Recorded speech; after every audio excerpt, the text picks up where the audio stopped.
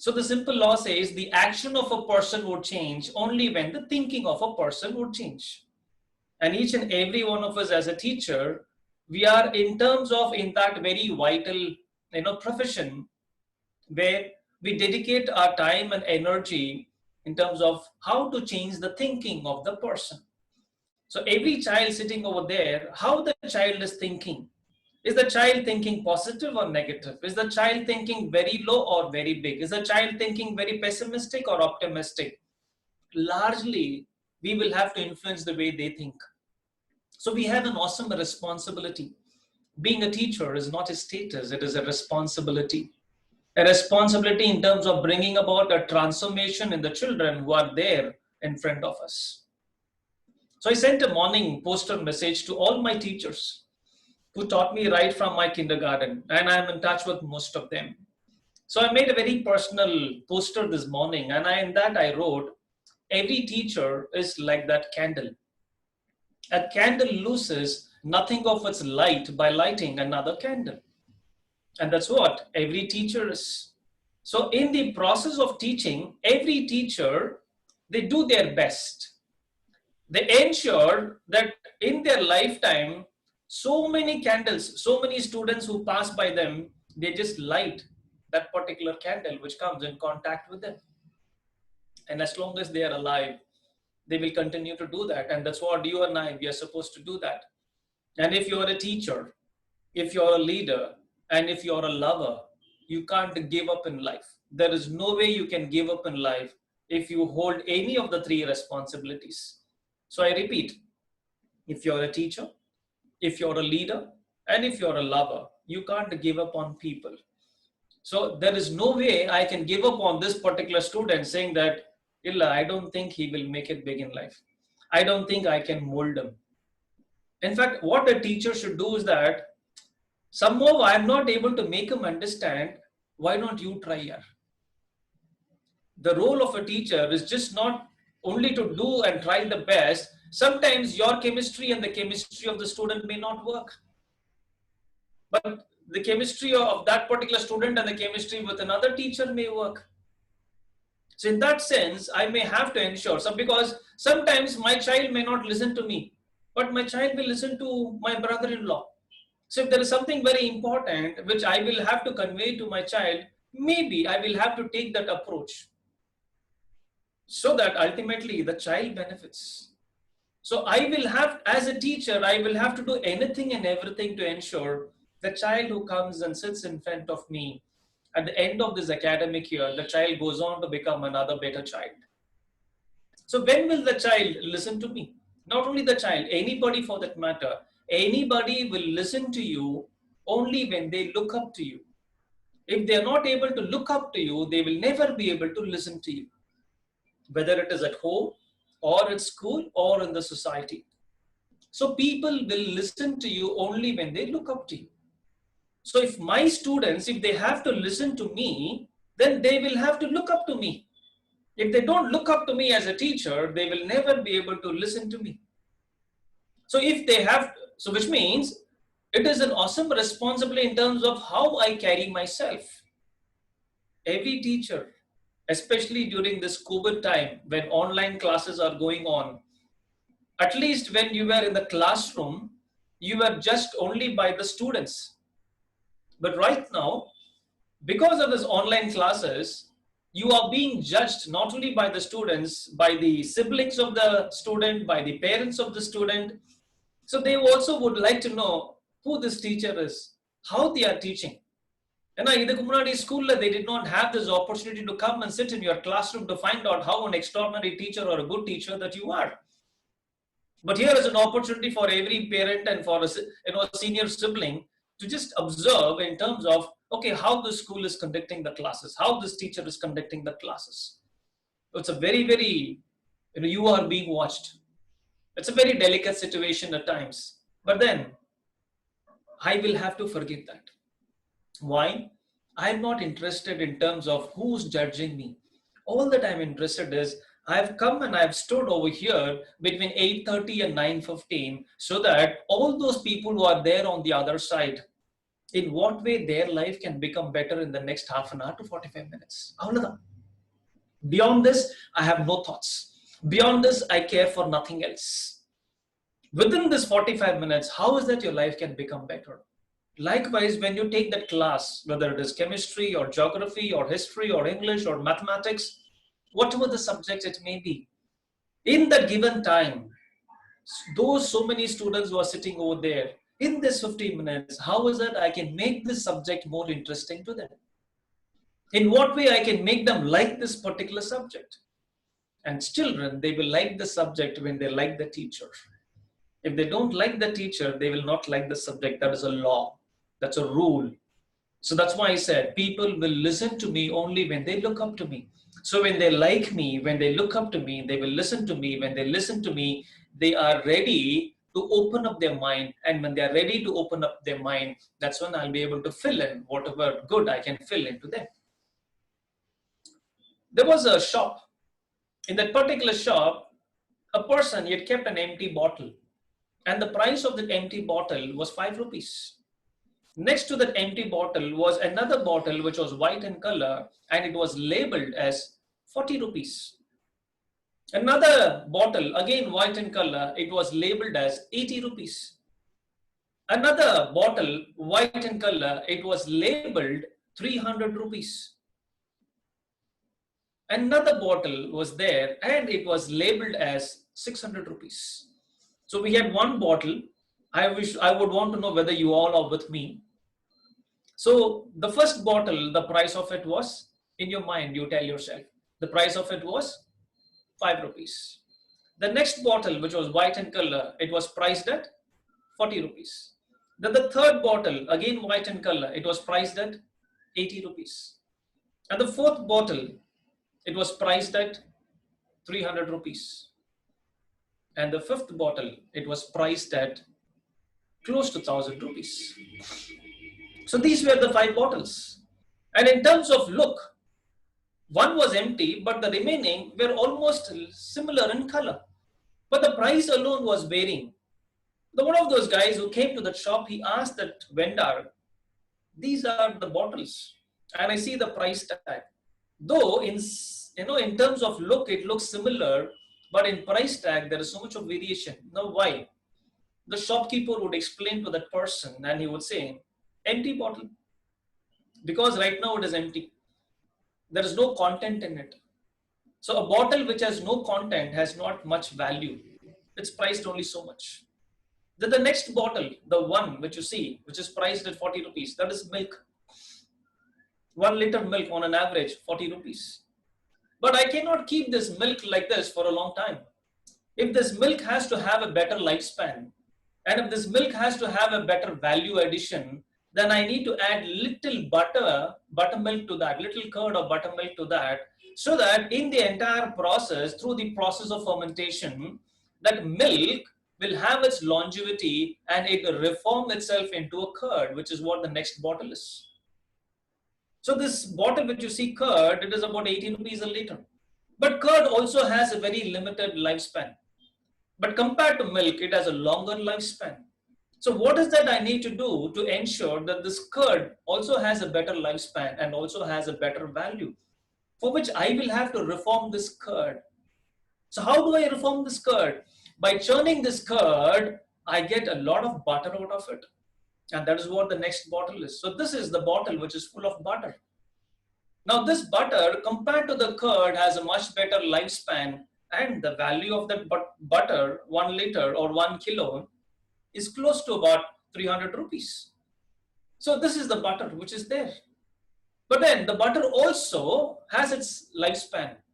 It cannot be kept for a very long time like that. So what is that I need to do to ensure I add some value to this butter and I expand the longevity of this butter? So what is the reformation that I should bring? In what way I should reform this butter? So by adding whatever need to be added in terms of the process, I convert that butter, I boil that butter, I heat that butter, and maybe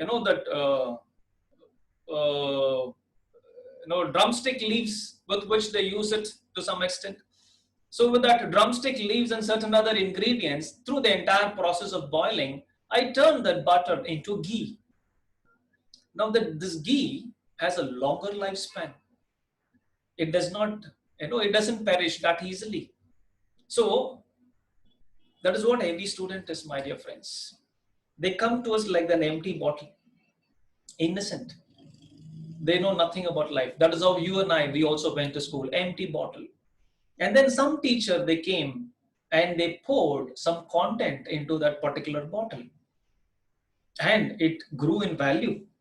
Another teacher came, they reformed that particular milk into a curd. Another teacher came, they reformed that curd into a butter. Another teacher came, they reformed that butter into a ghee. So which means from an empty, from nothing to something very, valuable, the content as it keeps changing, the value also changes. Which means when the content of the mind changes, then the quality of my life enhances. Now, for my quality of my life to enhance, this has to change. Now, who is responsible in changing this? You and I, my friends, teachers. We are responsible. So the moment I see a student who's come in front of me, my aim is that, okay, if he has come to me as a milk, how can I change him into a curd? If he has come to me as a curd, how is that I can change him as a butter? And if he has come to me as a butter, how is it I can reform him as a ghee? And when that ghee is there, the presence of ghee itself will tell the whole world through its fragrance, hey, it's an awesome quality here. So when you know that you have created an amazing student, the fragrance of the student would spread far and wide, and the people will come to know the teacher who created that particular student. It's only through extraordinary students we get to know extraordinary teachers. The entire world came to know about Ramakant Achrekar through Sachin Tendulkar. Till then, not many of them, they knew about Ramakant Achrekar. But an extraordinary student revealed to the world an extraordinary teacher. It is through P.T. Usha we came to know that there is a coach called Nambiar. So likewise, if you look at it, extraordinary students, in the way they live their life, in the way their fragrance spreads around, through that particular fragrance, the world comes to know, oh, who has been instrumental in creating this particular fragrance? And you and I as teachers, our awesome responsibility. There is a stink in every one of us. There is a fragrance in every one of us. But I, as a teacher, I will have to ensure and I will have to motivate and I'll have to inspire every student who's coming in contact with me to show to them, you can also be an extraordinary human being. And I tell you, most of the times during the growing years, children, more than listening to the parents, they listen to the words of the teacher. And when you and I, when we can go on to be that empowering teacher, our words carry value.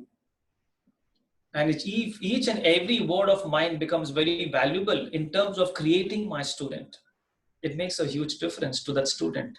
And the purpose for which we have come is also fulfilled. So the first lesson for the day is that the action of a person will change only when the thinking of the person changes. You and I as a teacher, we are here not to change the action of a person. We are here to change the thinking of a person. Now, a person, he will listen to me only when he looks up to me. If he is not willing to look up to me, he will not listen to me. So which means a student will learn my subject, he will love my subject when he loves me as a teacher. So when I become lovable and he has to see me as a pleasure, he should not see me as a pain. The embedded technology with which you and I we were created is that pain and pleasure. Anything which is pleasurable, oh, we would want to embrace it. Anything which is painful, we would want to avoid it. That's a law of life. So the moment there is, Ferrero Rocher chocolate, it is sweet, awesome, yaar, delicacy, oh, I would love it, which means pleasure. You don't have to motivate any child to say, Kanna, I've kept Ferrero Rocher chocolate over there. Why don't you just open it and why don't you please eat it? Yeah, you don't have to say that to any student, any child. In fact, they will ask, is there one more? I have it, but it is my share. If you love me so much, I think you will also part with that share of yours. They know how to take things from you because it's pleasurable for them. But something which is bitter, anything which is bitter to the tongue is sweet to the body. And anything which is very sweet to the tongue is bitter to the body. That's a law in terms of health. So the moment you give them some bitter gourd and tell them, I love you so much, Kanna, so you better have this bitter gourd. Amma, if you really love me so much, I don't think you should thrust this into me. I don't want this bitter gourd. Why? Pain. Ferrorosher, pleasurable. Bitter gourd, pain. So it is very natural in each and every one of us as a human being to avoid anything which is painful and to embrace anything which is pleasurable. So the moment you walk into a classroom, the moment I walk into my classroom, how is that my students are looking at me? Are they looking at me as a pain or are they looking at me as a pleasure? The Vandachara Pavaka or, oh, here comes Ferrero Rocher chocolate, yeah. So I should ask myself, when I stand in front of the mirror, I should ask myself to my student, na Pavakava illa Ferrero Rocher chocolate. Then I have a lot of homework to do based on the reply. Because every time you take, especially when there is an online class, there is an advantage. You can record your classes, you can rewind and you can watch it. And you can mirror yourself in terms of how is it you're taking your classes. And when you watch some of these recordings of yours, you should ask yourself, if I were a student sitting over there, would I really enjoy the way this particular teacher is taking a class for me? If the answer is yes, oh, wonderful. If the answer is no, then there is enormous scope for improvement, my dear friend. And when will you go on to be an extraordinary teacher? You will go on to be an extraordinary teacher when you don't have a nickname. There is not a teacher who does not have a nickname. But you can count. There are very, very handful teachers who does not have a nickname at all. I too have one such teacher. This morning, I sent her a wish. I sent her my gratitude for being such an extraordinary teacher where none of us we were able to give her a nickname. Her name is Mrs. Sathyamurthy, my English teacher, who taught me English when I was in class 9 and 10. A teacher with amazing grace, a teacher with extraordinary authority in the subject, a teacher who had that poise, who had that motherly touch. Though she was a teacher, she was also an extended mother. Every teacher is an extended mother, and every mother is an extended teacher. This understanding and this clarity is very important. So this particular teacher, Mrs. Satyachan, I'm basically a very naughty guy, backbencher. So in a class of 40, always in the back rows. If I'm interested, I will listen to the teacher. If not, I'll feel, sorry, pavaka undachara. But this particular teacher, English teacher, the moment I know it's an English period, from the back bench, I would come to the first bench, which means what she has done. An empty bottle, she converted periodically, gradually into milk, and then she converted that milk into a curd, and then she converted that curd into butter, and then she converted that butter into a ghee. And today, she is in turn wishing me, you are an extraordinary teacher. So many students are benefiting out of your teaching. And I'm so proud that I am a teacher of yours. So wishing you a happy Teachers Day and let many more people benefit through you and through your work, Satya. Well, that's an awesome, wish to receive from your teacher, whom you look up to, whom you love, whom you revere. So, and she taught me in 9th standard and 10th standard, which means how many years back? So many years back. It's all about 1984, 85. So in 1985, she was my teacher. 2020, we are. Still, the gratitude that I hold for my teacher is phenomenal. I'm just waiting for this lockdown and other things to be over. I think there are still some restrictions in Kerala. She's living in Kerala. And with family, I would want to visit her again. I have visited her before. And I'm just looking forward because that's the love, that's the bondage, that's the affection, that is the emotional deposit that that teacher has done on my life for my life to have become what it has become today. So, whatever I've become today, a part of it, I owe my gratitude to that teacher, which means you have a possibility. There is a way by which you can make a difference in the lives of so many students where much after they've gone, you don't even know. But they may be talking about you to their children. They may be talking about you to their spouse. You will never know where one small difference you made and how the reform it happened, how the transformation happened in the life of a student. This morning, I sent a message to one of my history teachers, and his one particular sentence, routine sentence, every class you tell one sentence, he'll repeat it. And that is when we don't do homework, when we don't submit the classwork on time, when we don't properly reply to the answer questions that he's asking, he will immediately say, see, I'm like a trouble. No, don't trouble unless trouble troubles you. So this, he said it, in the class so many years back. And today I sent a message to him. Sir, this is what you used to quote in the class. Don't trouble unless trouble troubles you. And in so many areas, it is also making a difference to me, sir, and I'm in turn transferring it to those students whom I am coming in contact with. And he sent me a message. Oh, God bless you. May you continue the good work, Satya. So which means all these things matters a lot. My vibrations and wishes as a teacher to my students makes a difference to my students. So please, it is not an ordinary job. It's an awesome job. It's an awesome responsibility that you and I, we carry in our shoulders as a teacher. And you need to carry pride in being a teacher.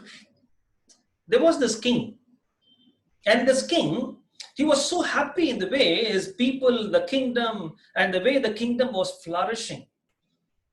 So one of those days, the king, he asked his minister, hey, I'm so happy in the way entire thing, everything is going wonderful and beautiful in our kingdom.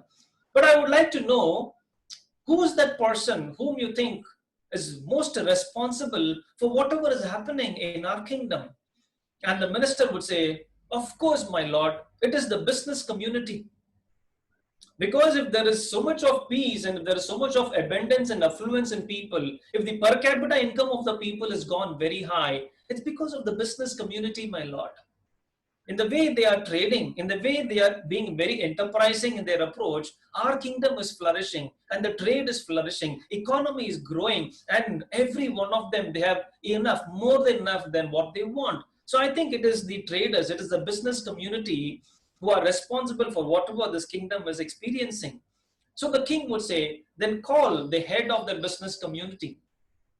I would want to reward him. And as he would say, another minister would get up and he would say, my lord, I do agree that the business community is doing an extraordinary job. But apart from that, I think it is the health department, the doctors, all these vaidyas who are there in our kingdom, they are doing an extraordinary job. So these traditional masters in terms of medicines, because they know that health is very important, they are ensuring that the entire kingdom over here, we don't have any epidemic, we don't have any sickness over here, major sickness. People are happy because they are healthy. Only when they are healthy, they'll be happy. And because they are healthy and happy, they are flourishing. So I think we should recognize, that particular department, the medical community. So the king would say, yeah, that is true. So summon that particular person who's the head Vaidya of our kingdom. I think we should reward him. And as he would say that, another minister would get up and he would say, my lord, yes, the health department is important. The commerce, the trade is important. But my lord, this entire kingdom is being safeguarded by our soldiers. The army, they are doing their best in the borders. They ensure that they are so very strong and they are so very alert, they don't even give a thought for the enemy to come and invade us. If our army is not strong, if the general does not have the leadership to take care of the entire army, I think anybody and everybody, for what we have, they'll want to come and plunder us.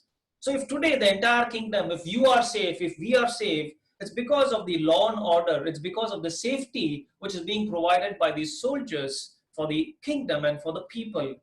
And the king said, yeah, you're right. I think let's summon the general of the army and let's reward him.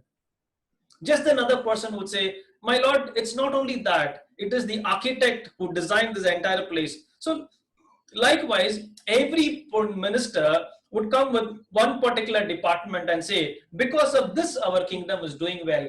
Because of this, our kingdom is doing well. The architect, the doctor, the soldier, the traders. So, and the king would say, okay, summon the head of everybody.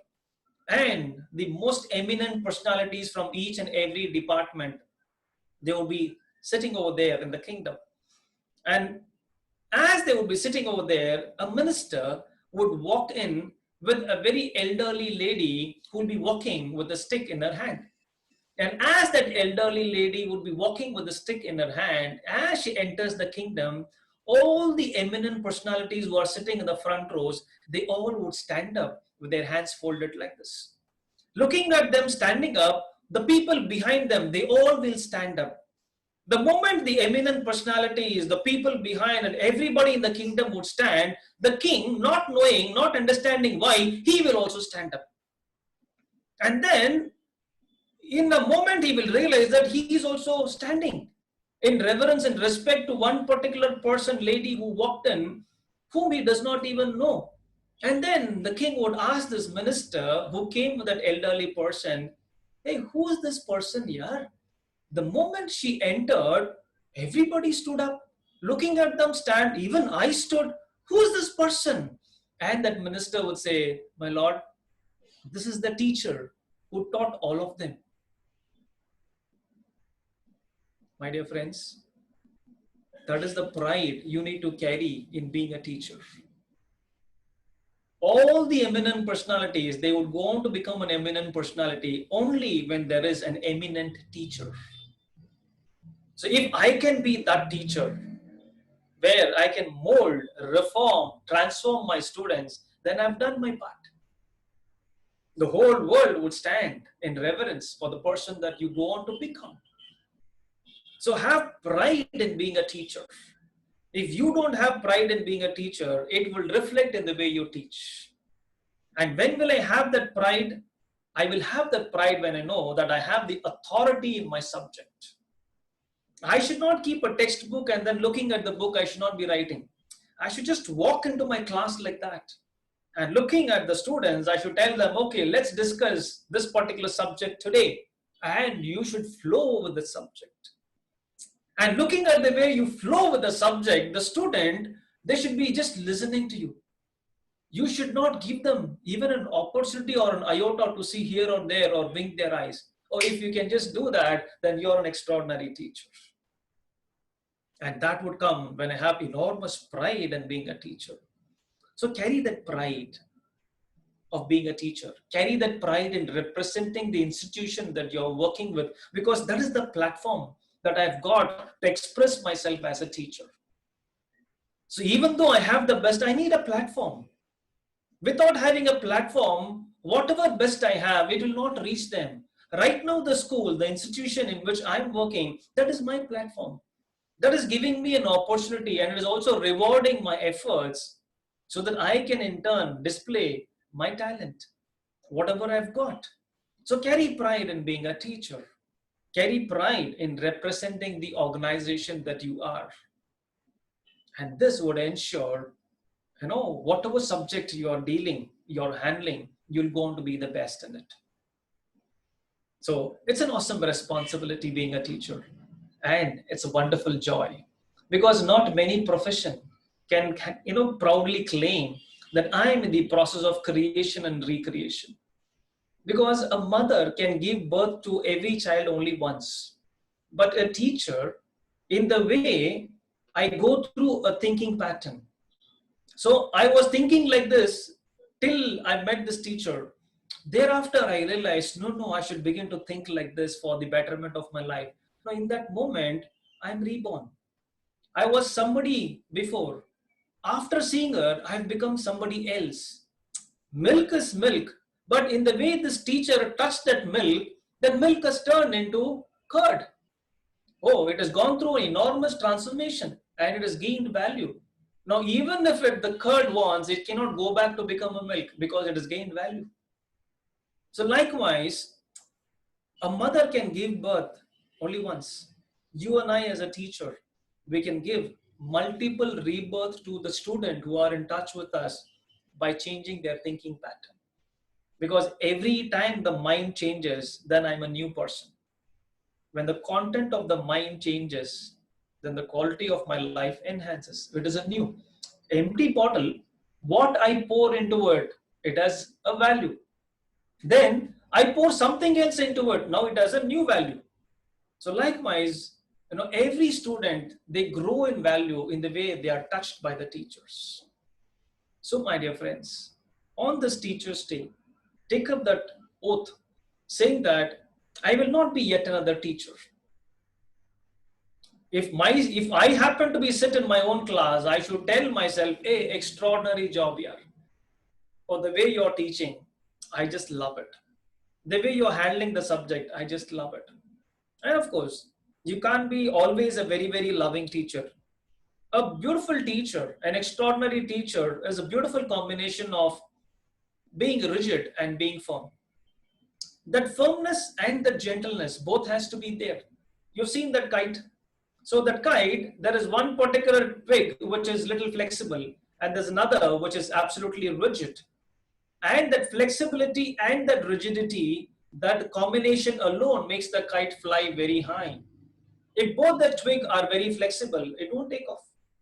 Or if both are very rigid, again it won't take off.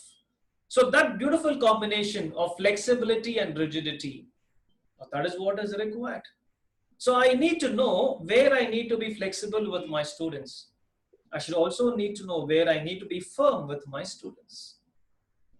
But whether I am flexible or whether I am firm, in terms of my intentions, sitting in the chair as a teacher, it's a very powerful chair. So from the chair, whichever student comes in contact with me, I will not simply judge them based only on the marks that they are scoring. Let me tell you, my friends, in terms of academics, I'm not a very extraordinary student. I'm a good student. But then the blessings of so many teachers right from those days, hey, even though you are not so very good in academics, in the way you come forward to help the teacher, in the way you are good at academics, in the extracurricular activities and sports activities, or you have that flamboyance to come and just communicate. So I think one day, so many teachers have told me that one day we are sure you will make it in some field or in some area, you will make it big in life. And that is what you and I as a teacher, we have to keep on telling ourselves, looking at every child. Because of the academics or in spite of the academics, whether you're good or whether you're not good, all of you will make it very big in your life. This should be the bottom line. This should be the final lingering thought of every teacher towards the students. Because from the chair from which we operate, it's very powerful. So from the chair, don't get ego involved with any student. From the chair, don't have any grudges towards any student. From the chair, just send in your vibration saying that, Nada markude, huh? Sarilla. Even though you say and you give that comment to the child, still immediately you have to think, yet you will make it very big in your life, my dear. That should be the last lingering thought of every teacher. So, on this particular day, apart from taking care of all these students who would come in touch with us, on this day, let's also take an oath that I will also take care of myself. Suvar irundaldan sithiram varaya mudiyum. So, when the vehicle is strong and when the vehicle is maintained very well and the vehicle is in a good condition, then the vehicle can travel very fast and can travel any distance. But if the vehicle is not properly maintained, how? Nothing can be done. So you may be an extraordinary teacher. You may be a very passionate teacher. But if you don't take care of your own health, then you cannot serve the student fraternity for many years. And when I know I am an extraordinary teacher, then I have an awesome responsibility to live long so that I'm able to serve and I'm able to make a difference to many more students who come across in my life.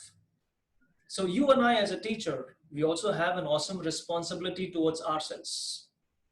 I don't know. I'm very sure not everybody sitting in front of me, you have had your breakfast this morning.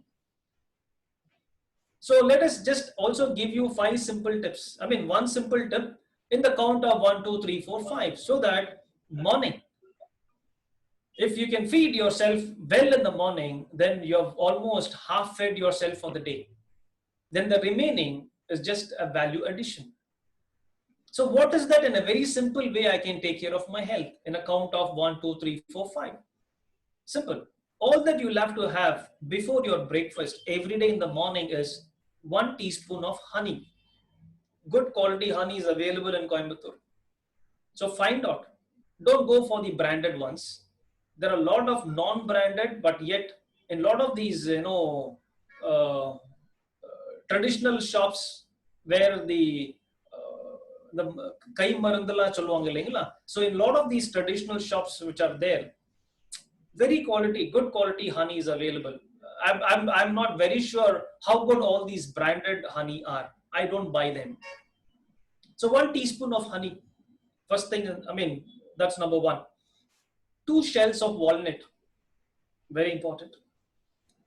3 pieces of dates. 4 pieces of raw coconut. Break the coconut and just take 4 pieces of your, wish. And 5 pieces of badam, which you should soak it overnight, and next day morning peel it and you will have to have it. So simple order for me to maintain a good health. 1, 2, 3, 4, 5. 1 teaspoon of honey, 2 shells of walnut, 3 pieces of dates, 4 pieces of raw coconut, tenga, and 5 pieces of badam, which has to be soaked and peeled next day morning, and you should be having it. Now this, you should have it in the reverse order, which means the moment you finish, you wake up, you have a glass of warm water. And after that, after a few minutes, first thing you will start with this, you will start with 5 pieces of badam. After 5 or 10 minutes, have that 4 pieces of raw coconut. After 5 or 10 minutes, have those 3 pieces of dates. After 5 to 10 minutes, have those 2 shells of walnut. Then after 5 to 10 minutes, have that 1 teaspoon of honey. And then if you still feel hungry, whatever idli, dosa, puri, chapati, pungal, khichdi, whatever you are making, you have that if it is required. Don't eat because it is available. Eat when you are hungry. Very, very important. And when you are hungry, eat properly. So on this Teachers Day, a very simple health tip which I'm giving you is the order of 1 to 5, which you have to practice in the reverse order of 5 to 1. And if you can do this on a daily basis, not only for you, for the entire family members, it'll make a lot of good in terms of your health. And when you're healthy, you can do a lot more good to the world. This is one subject which I can go on. This is a 1-day subject. It is not a 1-hour subject. So before I give what else I need to give to you, I think you can just unmute yourself and you can just ask me in terms of any questions that you have to share with me. I know it's very challenging. For me, I've always been used to taking live classes. And now I have to visualize as though about 30 to 35 teachers are sitting in front of me with a very, very concentrated, dedicated attention span. I know with this assumption, I have to take my class. And I know how challenging it is for each and every one of you. So it's not easy. But then once you get ready to communicate in front of the camera, visualizing and thinking as though the entire audience are there in front of you, then you are ready to act in a movie. Wait and watch. ஒரு கால் ஷீட்டுக்கு எடுத்துட்டு வருவாங்க sign போடுறதுக்கு, போட்டுட்டு அது பண்ணுங்க. You will never know when your life will change. But if you can do that in front of the camera without any editing, cut, அதெல்லாம் ஒண்ணுமே இல்லை, ஸ்டார்ட் பண்ணிட்டோமா போயிட்டே இருக்கணும். And if you can do that all in single take, then you are ready for an extraordinary life. Wonderful. Any questions? You may please ask me, so that let this be an opportunity for us to interact and clarify to few things, because When the content of the mind changes, the quality of my life enhances. So if there is something in your mind which can be transformed, which can be, if you learn to think better today, oh, I would consider that as a wonderful opportunity for me also. Satya, I have a question. Yes, my dear. So, how do we overcome the smallest level of discrimination that we have with our students? This is a question that I'm asking on behalf of all the teachers. It is going to be a process. Today, what we heard in terms of accepting all the children, accepting that as a teacher we cannot give up on them. So these, thoughts, when we try to internalize and we try to implement them on a day-to-day basis in our teaching, how do we truly get to a stage where we no longer see a discrimination between any two students in the class? That is why I said every teacher is an extended mother. I have two children in my home, and as a father, how can I discriminate between the two child? When my wife Priya, she is also an extraordinary teacher, very passionate teacher. In fact, when she goes to the school, she will never say, "Today, this is what my student they told me. இன்னைக்கு என் குழந்தைங்க இது சொன்னாங்க. இன்னைக்கு என் குழந்தைங்க இது கொடுத்தாங்க. இன்னைக்கு அந்த பர்టిక్యులர் குழந்தை சரியா சாப்பிடல, அதனால என்னுடைய லஞ்ச் நான் கொடுத்துட்டு I had to buy something from the canteen." So she will never use the word my student. She will only use the word my child. When will that word my child will come? When I just not only see these two children who are there at my home as my child, I must be able to see those 28 children in my class as my children. So that's why I said, oh, that firmness and that gentleness, the communication of a teacher and the touch of a mother, the touch of a father, which is very important. So if I can transform the spectacle, the moment I walk into my class, what is the spectacle I'm wearing? I have to wear a spectacle where here is a mother who's come to teach. So if I can wear that spectacle where here is a mother, here is a father who's come to teach, then the way I look at my children, the way I look at my students will never be the same, Deepa. So it is all over here. The world is lousy because the way I look at the world is lousy. That world is beautiful because the way I look at the world is beautiful. So the world is neither lousy, the world is neither beautiful. Whether it is lousy or whether it is beautiful, it is all in the person behind the eye, how I am looking at it. So if I can change my thought pattern, then the way I change, the view also changes. So as I said, from the chair, when I operate as a teacher, how I look at them, I should see them with no discrimination. And when will that happen? I'm going there to make a